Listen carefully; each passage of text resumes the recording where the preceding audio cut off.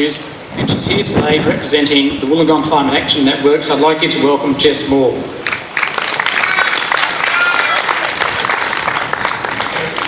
All right, is that loud enough? Excellent. So we all know that privatisation means increased prices.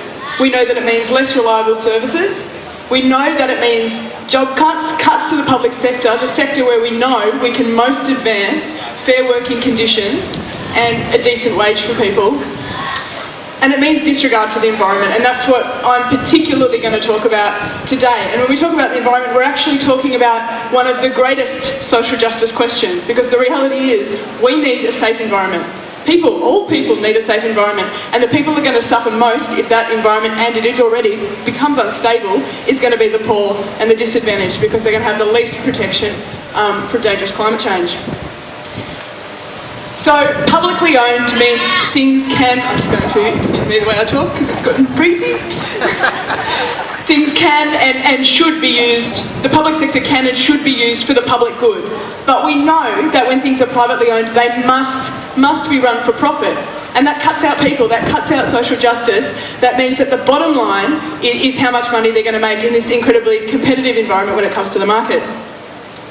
The fire sale of New South Wales electricity, and we can quibble over what that will actually mean in terms of money. What I've read is that we're looking at about net $400 million if we're lucky. That's not even going to come close to covering the costs of increased prices, services cutting out, particularly in rural and regional areas where there's less money to be made.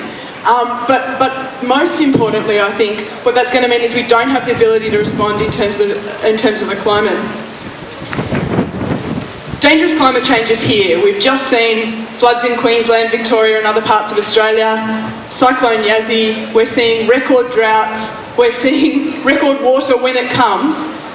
What we're seeing is greater extremes from one way to the other. What we know about climate change now in Australia is that we're going to see more El Niños, which means more droughts and longer droughts, but then when we get La Niñas, we're going to get more water, which means more cyclones, which means floods. And this is dangerous climate change. To actually take this on, we need to tackle our carbon emissions, and taking electricity out of public hands completely reduces our ability, our collective ability, to have public control over reducing those emissions. So 51% of emissions in Australia at the moment come from the stationary energy sector. That's a huge amount of emissions. We know, it's documented, we know that we can actually reduce those emissions to beyond zero. There is a report that's been done by a group called, funnily enough, Beyond Zero Emissions, that actually shows, using technology that's commercially available right now, that we can transition the whole of Australia to 100% renewables in 10 years.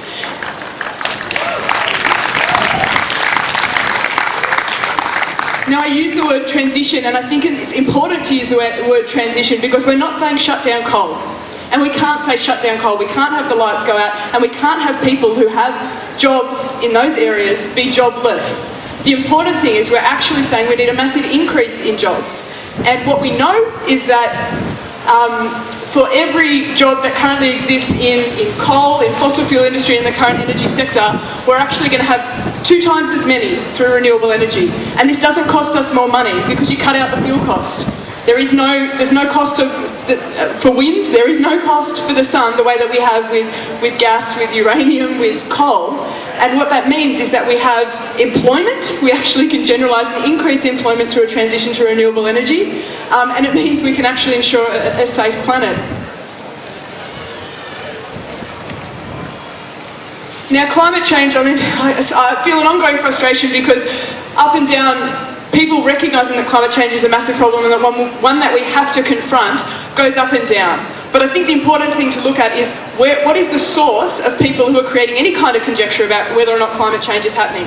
The reality is that in the scientific community, there is 0 peer-reviewed papers that says climate change isn't happening. While there's conjecture about how it will happen, exactly what speed it will happen, there is no conjecture about whether or not it is actually happening. The conjecture comes, I think, very similarly to when we look at the Big Tobacco. Big Tobacco, who said we weren't sure whether or not there were links to cancer in cigarettes, or James Hardy when he said we weren't sure about asbestos and the impacts on human health. We've now got big coal and big fossil fuels, and the governments who represented them saying we're not sure about climate change. These are the very people that stand to make enormous profits from continuing with these fossil fuel powered ways. And we need to be confidently taking them up and say, climate change is not a belief, it's not a religion, it's scientific fact. Like the earth being round, it's scientific fact. And we need to confidently say that to people, because we're in an environment where our mainstream media, our major parties, and incredibly well-funded fossil fuel lobby is willing to come out and say, we're just not quite sure, so we're not going to change what we're doing. I tell you, I wouldn't get on a plane if we were not sure whether or not it was going to land, and it's completely absurd in the interest of short-term profits saying that we're just going to sacrifice our long-term future, because that's what we're talking about with dangerous climate change. Now, we're coming into a state election, and I know that's on everybody's mind, and I think even the composition of this rally, some of the placards that we see here today are really reflective of the fact that we're going into an election. Now, the Liberal Party have been somewhat critical of the privatisation of electricity, but their criticism has focused on the legal aspects of the sell-off and the price that the government got, not whether or not we should be privatising our electricity. So we need to be very conscious of what are they going to do. We're looking at a Liberal Party victory in this election. What exactly are they going to do? And I would say that O'Farrell is going to take up right where Christina Keneally left off, which is continuing with the privatisation. What we need to do going into an election period is vote for, back, come out and support progressive candidates, progressive parties, people who actually stand with us on this issue, an issue in which the vast majority of people don't want to see privatisation. We need to actually try to break with the two-party system. Voting for progressive parties actually means the potential to break with the two-party system, and giving people confidence that we actually can have political groups and people who will stand up for what the majority of people want, that we don't have to just be tied to worse, or bad or worse, which is the situation we seem to be stuck in at the moment. But lastly, having progressive candidates means that we're going to have people fighting for us in Parliament, but also people who continue to come out and fight with us on the street.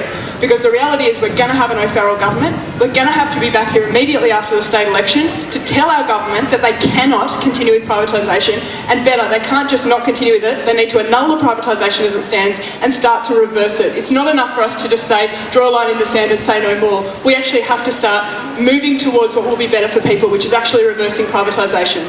We also need to see an immediate price freeze on household electricity prices, because this is hurting people right now.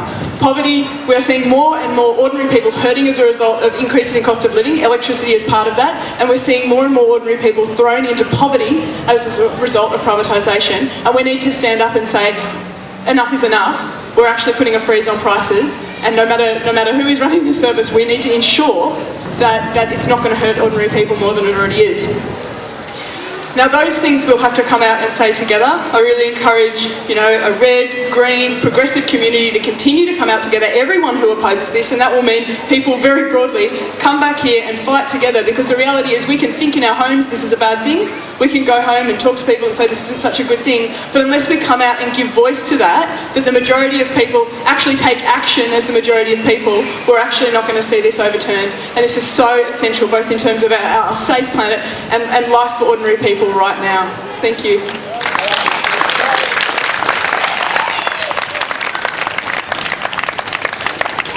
Thank you very much.